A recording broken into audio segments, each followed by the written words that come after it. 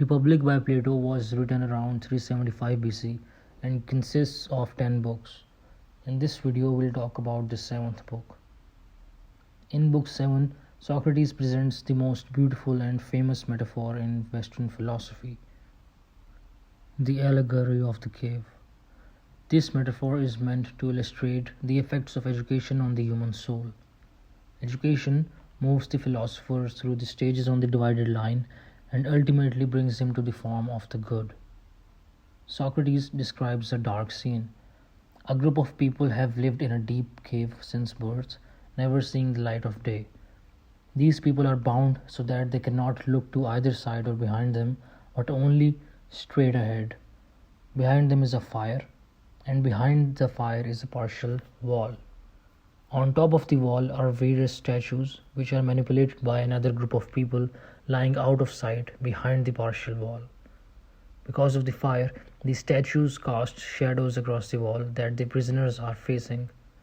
The prisoners watch the stories that these shadows play out, and because these shadows are all they ever get to see, they believe them to be the most real things in the world. When they talk to one another about men, women, trees, or horses, they are referring to these shadows. These prisoners represent the lowest stage on the line, which is imagination. Then, a prisoner is freed from his bonds and is forced to look at the fire and at the statues themselves.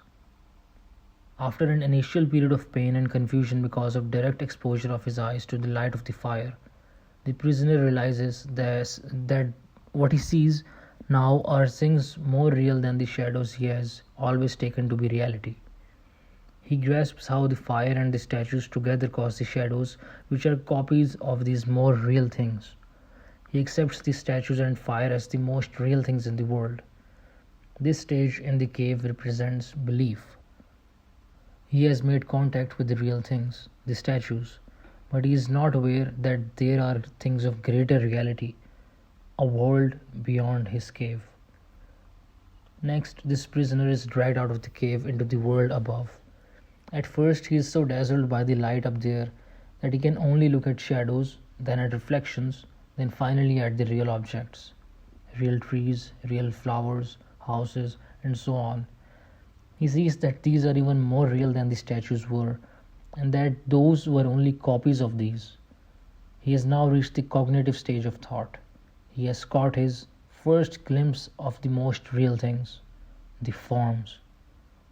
When the prisoner's eyes have fully adjusted to the brightness, he lifts his sight toward the heavens and looks at the sun.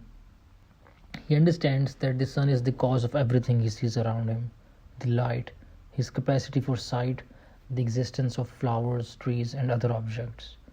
The sun represents the form of the good, and the former prisoner has reached the stage of understanding.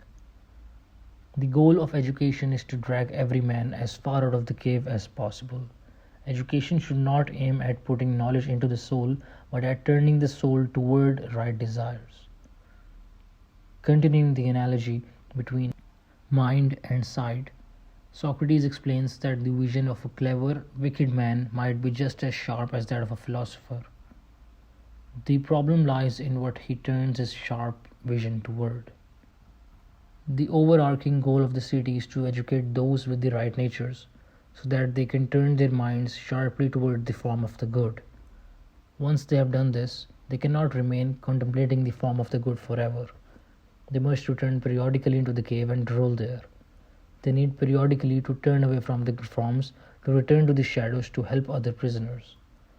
It is important to realize, when reading the allegory of the cave and of the line, that Plato means to depict not only 4 ways of thinking, but also 4 ways of life. Since the stages in the cave are stages of life, it seems fair to say that Plato thought that we must all proceed through these lower stages in order to reach the higher stages. Everyone begins at the cognitive level of imagination. We each begin our lives deep within the cave, with our head and legs bound, and education is the struggle to move as far out of the cave as possible. Not everyone can make it all the way out, which is why some people are producers, some warriors, and some philosopher kings. Given that the philosopher kings have made it out of the cave, it might seem unfair that they are then forced back in. This is the worry that Socrates' friends raise at the end of this section. Socrates has three lines of response to this concern. First, he reminds us again that our goal is not to make any one group especially happy, but rather to make the city as a whole as happy as possible. Second, he points out that the philosopher kings are only able to enjoy the freedom above ground that they do because they were enabled by the education the city afforded them. They were molded to be philosopher kings so they could return to the cave and rule. They owed the city this form of gratitude and service. Finally, he adds that the philosophers will actually want to rule because they will know that the city would be less just if they refrained from rule. Since they love the forms, they will want to imitate the forms by producing order and harmony in the city. Socrates ends by remarking that the reluctance of the philosopher to rule is one of his best qualifications for ruling. The only good ruler rules out of a sense of duty and obligation rather than out of a desire for power and personal gain. The philosopher is the only type of person who could ever be in this position because only he has subordinated lower drives toward honor and wealth to reason and the desire for truth. Now we know what distinguishes the philosopher king from everyone else. He knows the form of the good, and so he has an understanding of everything. But it is left for Socrates to tell us how to produce this sort of man. He must explain what sort of supplementary education is added to the general education we read about in books 2nd and 3rd, in order to make the guardians turn their souls toward ultimate truth and seek out the form of the good. The answer, it turns out, is simple. They must study mathematics and philosophical dialectic. These are the two subjects that draw the soul from the realm of becoming, the visible realm, to the realm of what is, the intelligible realm. Of these two, mathematics is the preparation and dialectic the ultimate form of study.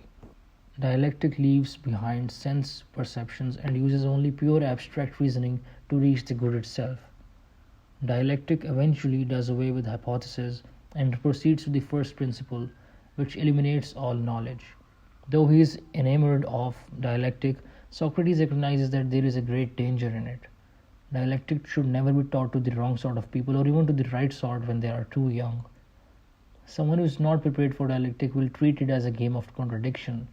They will simply argue for the sake of arguing and lose all sense of truth instead of proceeding toward it. After discussing mathematics and dialectic, Socrates launches into a detailed description of how to choose and train the philosopher kings. The first step is to find the children with the right natures, those who are the most stable, courageous, and graceful, who are interested in the subjects and learn them easily, who have a good memory, love hard work, and generally display potential for virtue. From early childhood, the chosen children must be taught calculation, geometry, and all other mathematical subjects which will prepare them for dialectic. This learning should not be made compulsory but turned into play. Turning the exercises into play will ensure that the children learn their lessons better, since one always applies oneself better to what is not compulsory. Second, it will allow those most suited to mathematical study to display their enjoyment, since only those who enjoy it will apply themselves when the work is presented as non-compulsory. Then, for 2 or 3 years, they must focus exclusively on compulsory physical training. They cannot do anything else during this time because they are so exhausted. All along, whoever is performing best in these activities is inscribed on a list, and when physical training is over, those on the list are chosen to proceed. The rest become auxiliaries. The children are now 20, and those who have been chosen to go with philosophical training now must integrate all of the knowledge of their early training into a coherent whole. Those who manage this task successfully have good dialectical natures, and the others have weak dialectical natures. Those who are best at this task, therefore, and also at warfare and various other activities, are then chosen out from among the rest at their 30th year and tested again, this time to see who among them can give up their reliance on the senses and proceed to truth on thought alone. Those who do well in this test will study dialectic for 5 years, the others will become auxiliaries. After, after 5 years of dialectic, the young philosophers must go back into the cave and be in charge of war and other offices suitable to young people to gain experience in political rule. Here too, they are tested to see which of them remains steadfast in his loyalty and wisdom. After 15 years of this, at the age of 50, whoever performs well in these practical matters must lift up his soul and grasp the form of the good. Now, philosopher kings, they must model themselves, the other citizens, and the city on the form of the good that they have grasped. Though each of them will spend most of his time on philosophy, when his turn comes, they must engage in politics and rule for the city's sake. The other important task that they are charged with is to educate the next generation of auxiliaries and guardians. When they die, they are given the highest honors and worshipped as demigods in the city. Now, Socrates has finally completed describing the just city in every one of its aspects. He ends the seventh book by explaining how we might actually go about instituting such a city. His shocking solution is to go into an already existing city, banish everyone over 10 years old, and raise the children in the manner he has just outlined. This is it for the seventh book. In the next video, we will discuss the eighth book in the Republic.